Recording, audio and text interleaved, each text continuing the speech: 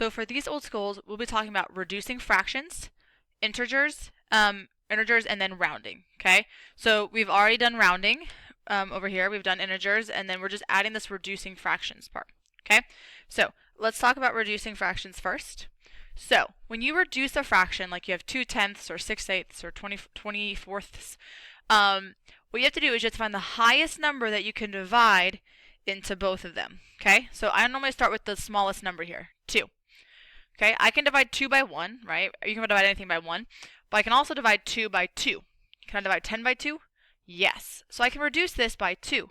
So 2 divided by 2 becomes 1, and 10 divided by 2 becomes 5. And that's my reduced fraction, 1/5. Okay? You're reducing, you're just dividing it by the smallest, or the highest number that can be divided by both of them. So let's look up here, 6. Okay? 6 and 8. 6 can be divided by 1, right? Yes. 6 can also be divided by 2, and I can divide 8 by 2, so that'll work. But 6 can also be divided by 3. Can I divide 8 by 3? No. And 6 can also be divided by 6. Can I divide 8 by 6? No, so I can only divide by 2. So 6 divided by 2 becomes 3, and 8 divided by 2 becomes 4. So this reduces to 3/4. Okay, 3/4. So then here we have 20 divided by 4, and I'm really hoping that when you see this, you're like, wait, doesn't that work out evenly? Yes, you can do 20 divided by 4 evenly, right? So when you see this, you should know, well 20 divided by 4, well, that's just 5, because 5 times 4 is 20, right? Yes, it is. But just in case you didn't see that, let's start with the lower number here. I can obviously divide everything by 1. I can divide 4 by 2, and I can divide 20 by 2. That's great. But I can also divide 4 by 4. Can I divide 20 by 4? Yes. So 20 divided by 4 is 5, and 4 divided by 4 is 1, and that's how we get that 5 there. But hopefully you can just go straight from here to there. Okay? So let me give you one more. Let me give you like 16 over 20. I'll do 16 over 20. So I'm going to start with the smaller number 16. I can divide 16 by 2, and I can divide 20 by 2. That'll work. I can divide 16 by 4, and I can divide 20 by 4. That'll work. I can also divide 16 by 8, right? 16 divided by 8 would be 2. Can I divide 20 by 8? No. And then I can't divide by 16. So the highest number I can divide it by is 4. 16 divided by 4 is 4. And 20 divided by 4 is 5. So it becomes 4/5.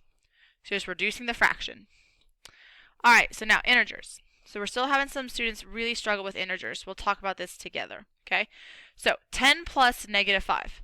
When you see something that says plus a negative, that just means 10 minus 5. You can even rewrite it, okay? 10 minus 5.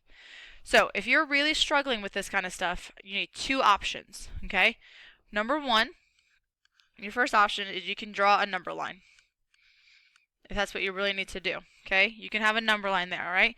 So if I had a number line, so let's say this is like 0, 1, 2, 3, 4, 5, 6, 7, 8, 9, 10. Okay? I start at 10 and I subtract 5. I go left 5. 1, 2, 3, 4, 5. And the correct answer is 5. Now some of you are going to say is, well, Miss Molina, 10 minus 5 is obviously 5. Yes, I know, it is, but some of y'all are messing this stuff up, so we're just going to practice it, okay? That's the number line way. I'll show you the number line way over here as well, and we'll kind of go from there. So, 16 minus 20. Okay? So if you did a number line,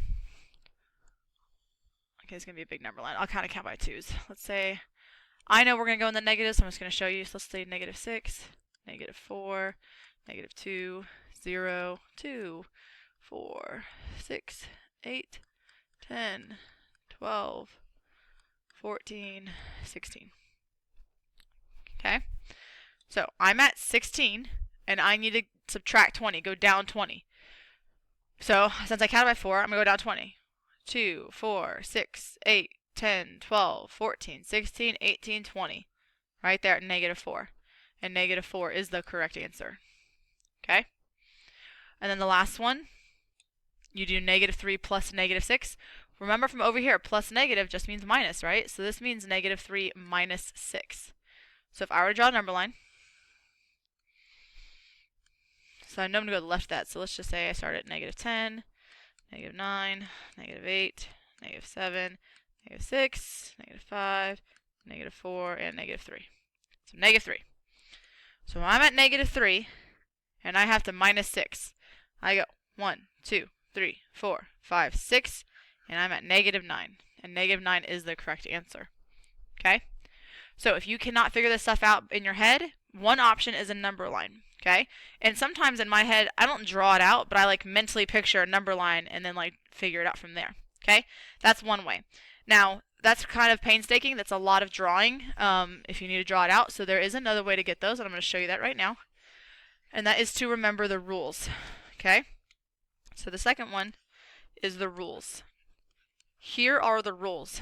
If it's the same sign, so like if they're both positive or if they're both negative, you add them and then use the same sign.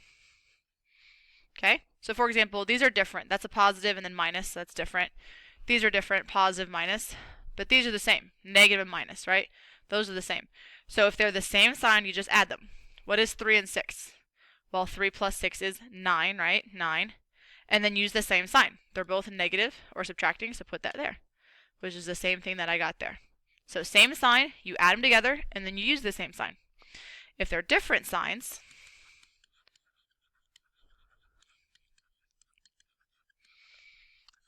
you subtract them, and then you use the sign of the higher number.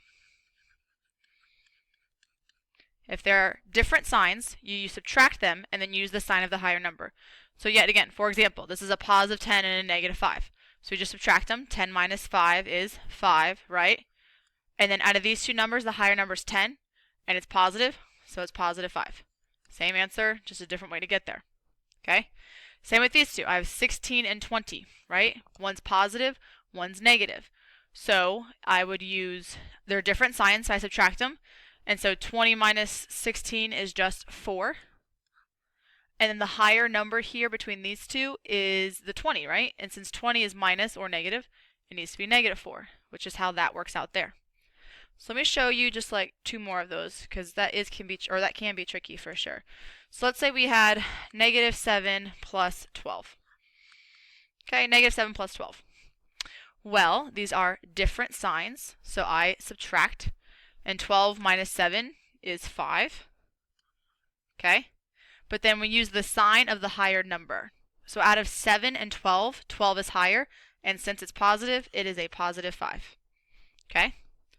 If I do 6 minus 10, actually -6 minus 10, I'm sorry. -6 minus 10, they are both negatives, right? Or like a negative and a minus, so same thing. So if they're the same sign, we just add them. So 6 plus 10 is 16. And then we just keep the same sign, -16. Okay? So then the last part is rounding. We're going to keep doing this until we get the majority of y'all along with the round and train here. So if we got to remember, 10th place is the first one. So this is tenths, that's hundredths, and that's thousandths. So 10th place is the 4, and we look one number back. Does that 8 make it round up or stay the same? If it's 5 or above, it rounds up. If it's 4 or below, it stays the same. So we're going to make it round up, and it's 3.5, and that is it. Okay, we are not moving decimal places. We are not adding zeros. We're just rounding that number. Okay, so now we're going to round this number to the hundredths. Remember, it's tenths, hundredths, thousandths. So then I just look one number below at that 4. Is that 4 going to make it round up or stay the same? Well, it's going to make it round or stay the same, right? Because it's not going to move it, so it's just this. What some of y'all are going to say is, but Miss Melina, this 8 will make that a 5 and then it will round up. No, do not do that. You only look one number behind and that is it. Okay? So, reducing fractions, then we have integers, and we have rounding for your old schools. Okay? As always, if you have questions, please just let me know.